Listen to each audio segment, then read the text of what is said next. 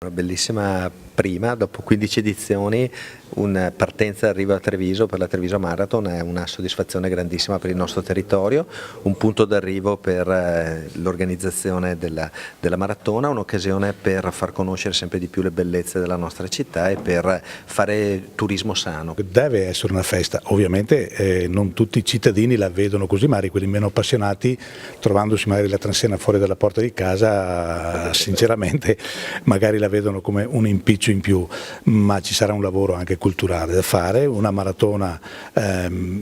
porta festa, porta anche economia che gira e quindi deve essere vissuta nel modo giusto.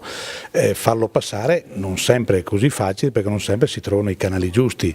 il coinvolgimento delle scuole, il coinvolgimento delle famiglie, la Murang in questo ci dà una grossa mano perché comunque va a coinvolgere quella fetta di podisti o comunque di cittadini semplici che non possono fare la maratona ma magari la passeggiata di 4-5 km sì, quindi queste cose vengono fatte di proposito. Noi faremo anche l'Expo Natura in piazza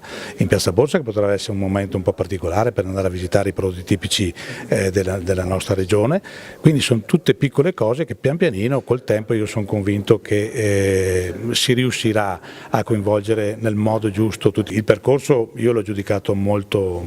positivo, molto bello, ma soprattutto l'ultima parte in modo particolare, l'ultima parte è sul centro storico, la penultima diciamo immersa nella natura, che è qualcosa di emozionante. Sarebbe magari un 15 giorni ancora più avanti, sarebbe ancora più bello sicuramente, ma dipende dalla stagionalità. Già a fine marzo c'è il risveglio della natura e quindi io credo che veramente rimarrà impressa correre lungo il Sile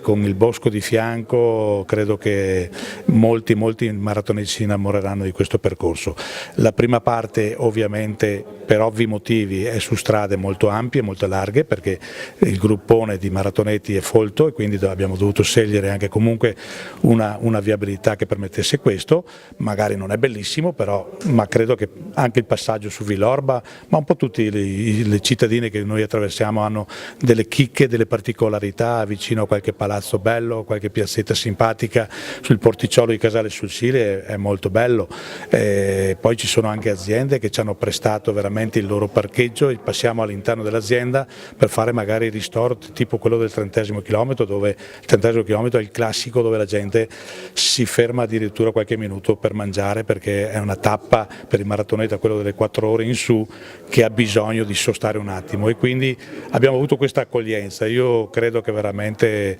sarà un percorso gradito.